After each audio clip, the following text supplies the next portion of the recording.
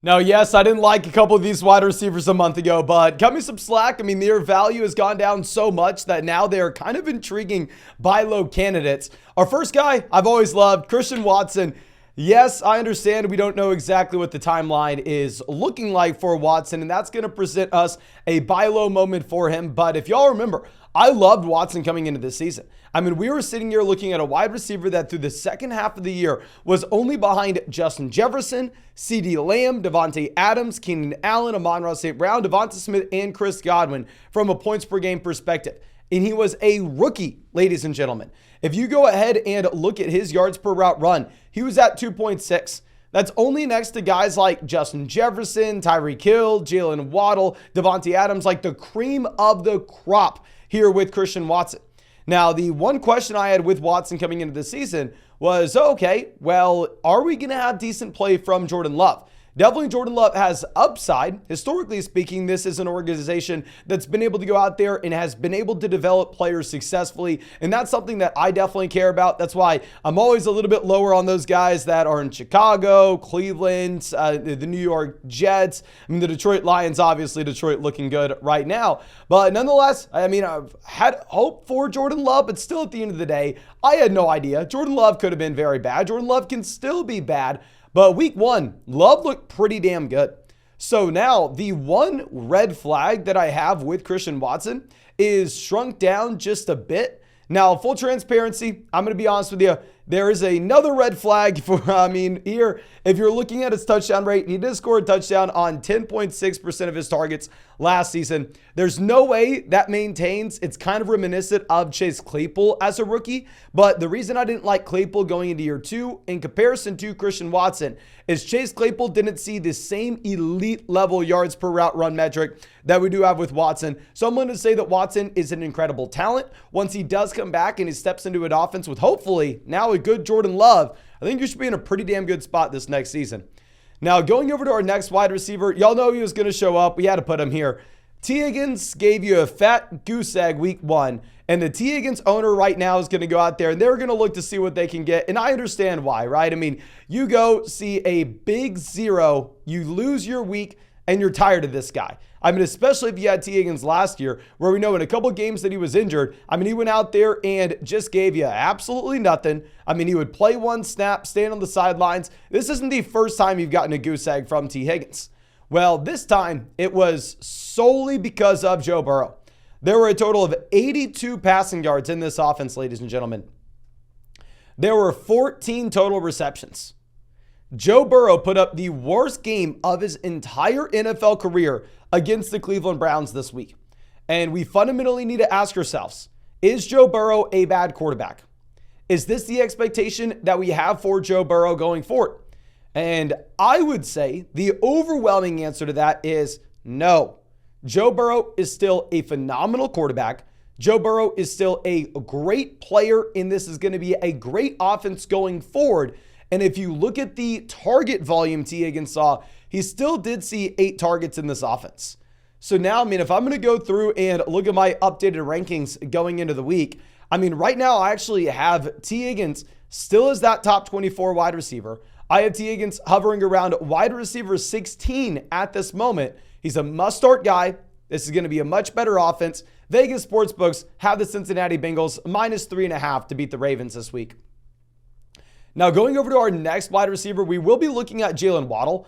And in the case of Waddle, y'all know this is someone that I love. You know, this is someone that I want to go all in on every single season.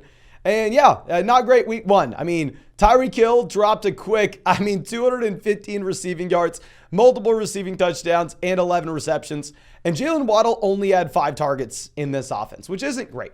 But full transparency, ladies and gentlemen, this is something that you're going to have to deal with when you have Jalen Waddle. Sometimes it will be something you have to deal with when you have Tyreek Hill. These two wide receivers are both phenomenal.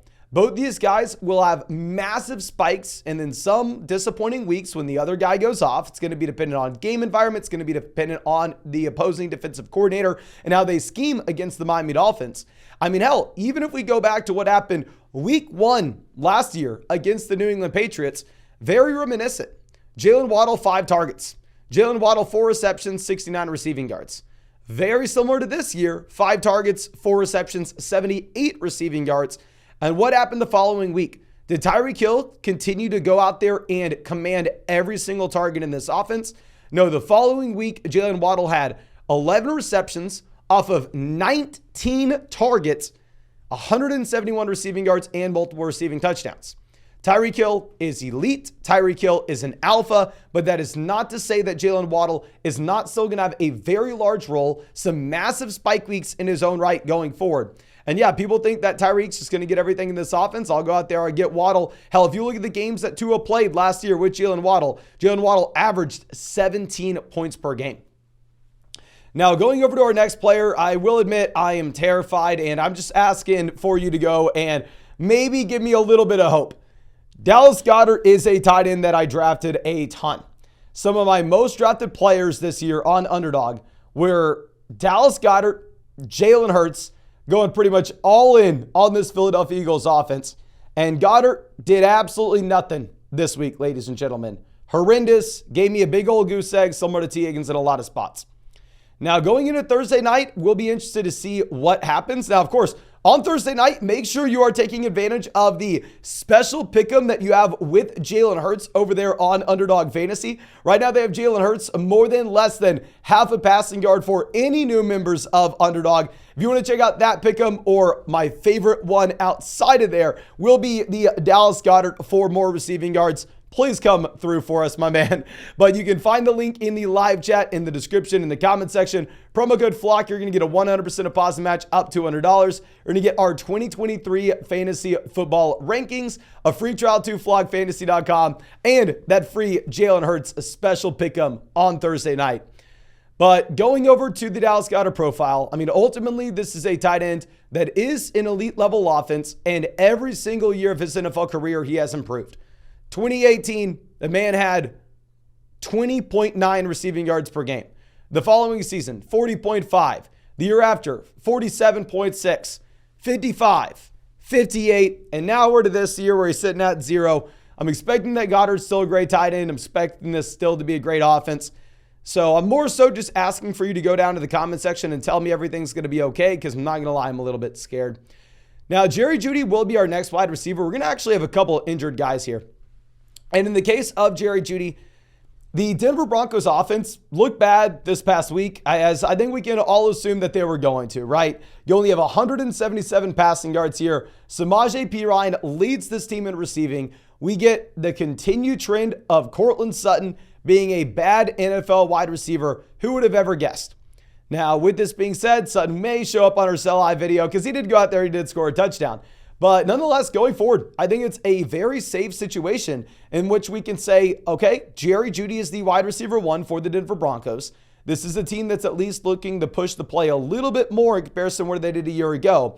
And with Jeudy, we had some pretty big question marks on the timeline of this hamstring injury, right? I mean, he was carted off during the preseason, during practice. And we were sitting here going, okay, is this someone that's going to miss a month? Is he missing 6 weeks? What's happening? Is this a Cooper Kupp situation? Doesn't look like that. Jerry Jeudy did practice all last week. He has been at practice this week as well. So I'm going to operate under the assumption that Jerry Jeudy is actually going to be playing in week 2. By no means do I want to go out there and start Jerry Jeudy. Similar to how we didn't want to start Terry McLaurin his first week back from the turf toe. But definitely someone you can trade for at a discount right now. And we can see what we're going to get this week. Clearly the wide receiver 1 in this offense. Now, speaking of Terry McLaurin, yes, Terry McLaurin is the guy that we were avoiding coming into the season, right? There are so many red flags with this Terry McLaurin profile. One being, Terry McLaurin is going into his age 28 season, and he has never been a top 20 wide receiver from a points per game perspective. You're probably rolling your eyes because you probably heard me say that 10 million times this offseason, and why we were not drafting Terry McLaurin and why he was a low-end wide receiver 2, high-end wide receiver 3 in our rankings. And yes, Terry McLaurin was not a top 30 wide receiver for us this week in our week 1 rankings. The reason being, it was his first week back from the turf toe. Typically, we know if you have an injury like a hamstring, if you have an injury like a turf toe, we typically want to be avoiding that player their first week back. Let them get fully up to speed. Let's see the amount of routes that they're actually running. Let's see the role that they have in that offense. And if it's large, then the following week is when we can go out there and look for them for production. And yes, Terry McLaurin did go out there. He had a full role. He did absolutely nothing, where ultimately Terry McLaurin walked away with only 4 targets, 2 receptions, and 31 receiving yards. But your expectations shouldn't have been that high anyway for a player coming off a turf toe injury.